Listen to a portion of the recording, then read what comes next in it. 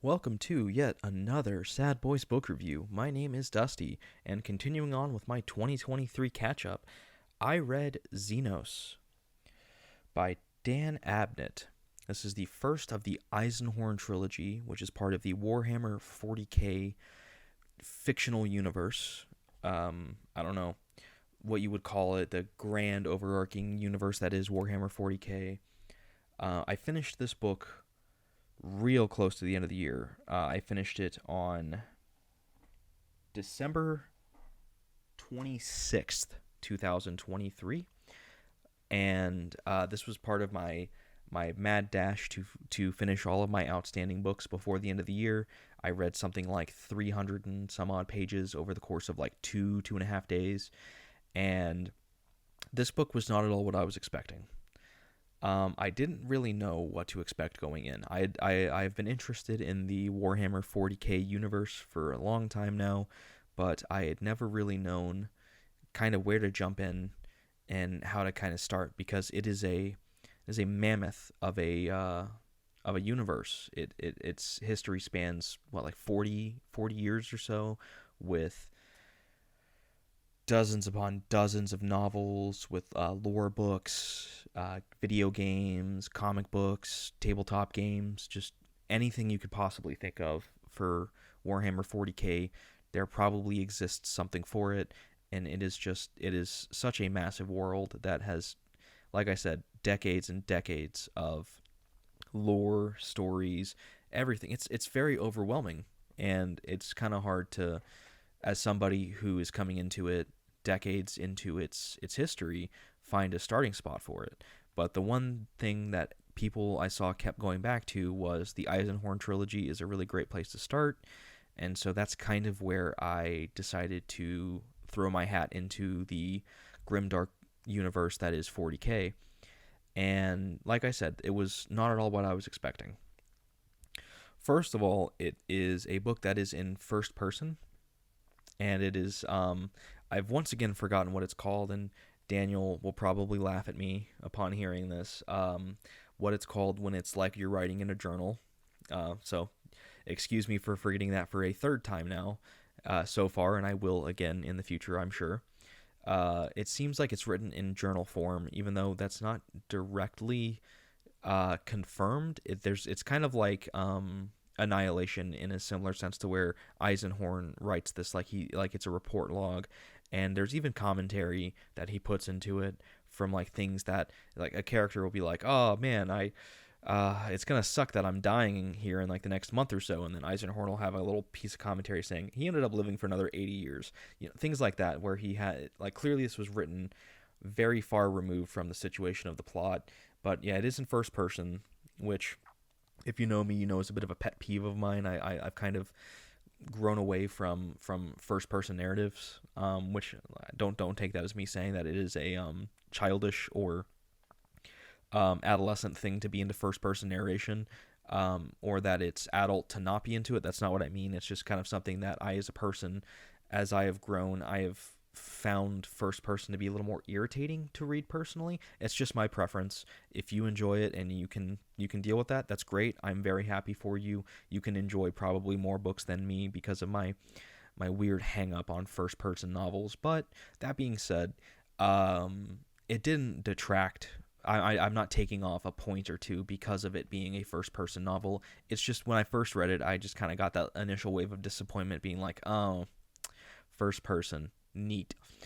But this was a strange book, to say the least. I don't really know.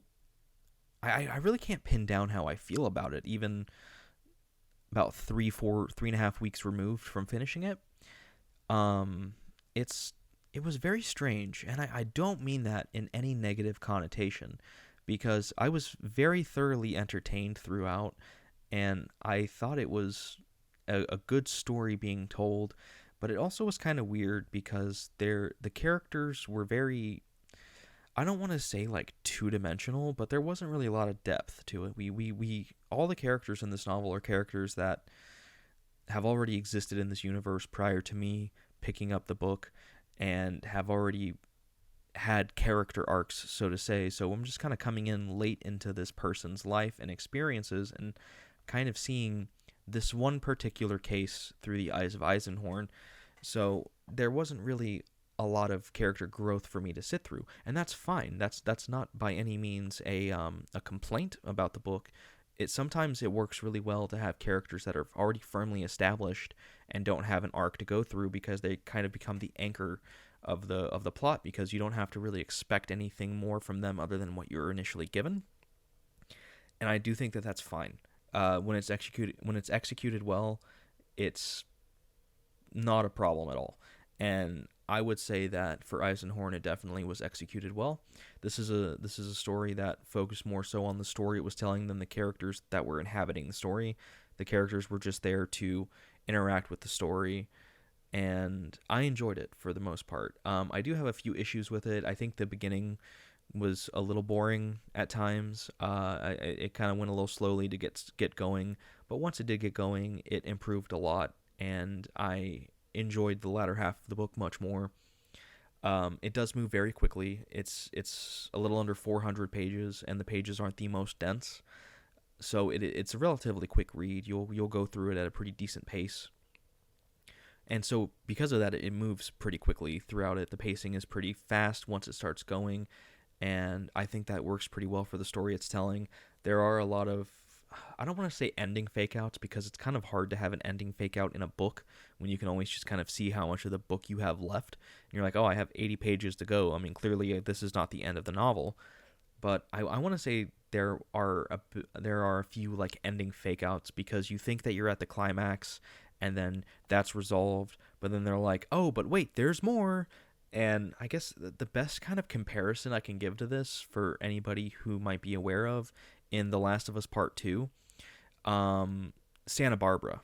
When you get to Santa Barbara and you're like, oh, there's still this much more of the game to go. I thought we were done with this.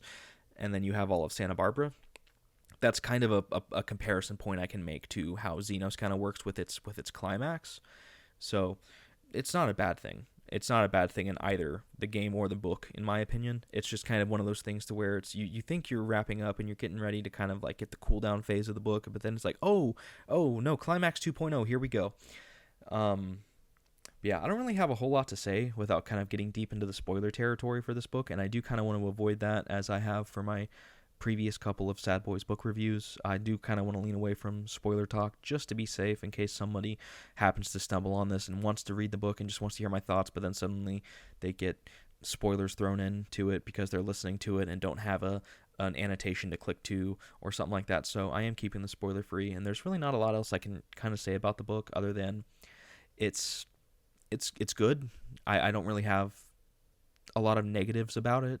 I don't really have a lot of glowing positives either. I thought it was a fine book. I enjoyed it. I don't regret my time with it. I enjoyed the writing. I enjoyed the plot. I enjoyed the characters for what they existed as. I do feel like some of the characters kind of just existed and didn't really do much other than the one or two times the plot called for them to be used. Primarily the female character whose name I'm sorry I have forgotten, but that just kind of shows how memorable of a character she was, that I can only kind of think of like 2 or 3 instances where she was actually used in the book in a meaningful way, and otherwise she was just kind of there. So some of the characters I feel like didn't really get a lot of screen time or a lot of like kind of active use to kind of encourage them to be full, memorable, and entertaining characters. They just kind of were plot conveniences, for lack of a better term, which, yeah, I can't say I'm the biggest fan of that, but it served the plot well enough to where I'm not like super upset about it. It's just kind of a thing, but very, very good action, very fun set pieces. The writing was very good. Dan Abnett did a great job with describing the action, kind of putting you in the situations, and doing a great job of allowing the reader to visualize the novel throughout it. So, yeah, I don't really have much else to say, though. It was just a good book for me. That's nothing more, nothing less, and that's fine. It's okay to have just good books. Not every book needs to be the worst thing ever or the best thing ever. Sometimes just a nice, solid book that you don't regret reading is a perfectly acceptable use of your time. So with that, I'm giving Xenos a 7 out of 10. I would recommend it if you are into the Warhammer 40k universe, if you are into grimdark novels, if you're into these sci-fi action kind of thrillery. I don't want to say like schlocky because that seems insulting and that's not really what it is, but like somewhere in between like a B movie and an A movie kind of plot to where it takes itself pretty seriously, but it's done in a way that's like almost kind of exaggerated.